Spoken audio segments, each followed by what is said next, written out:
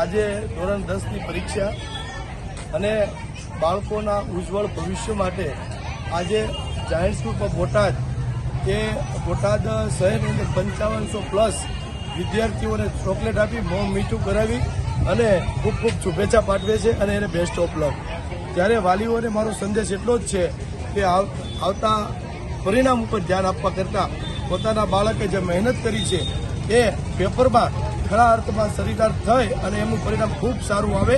કારણ કે બાળકને પરિણામનું દબાણ લાવવા કરતાં બાળક એ આપણું ભવિષ્ય છે, તો બાળકને પ્રોત્સાહિત કરી અને એનું મન હળવું થાય એવી રીતે પ્રોત્સાહિત કરી અને આ પરીક્ષા આપવા માટે સૌ એને પ્રેરિત કરશો.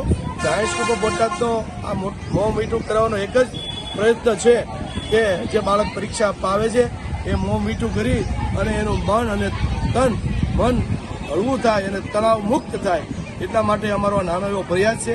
હવે સૌ બાળકોને મારા તરફથી ખૂબ ખૂબ શુભેચ્છા, વાલીઓને પણ ખૂબ ખૂબ અભિનંદન. અસ્તુ. ભારત માતા કી જય.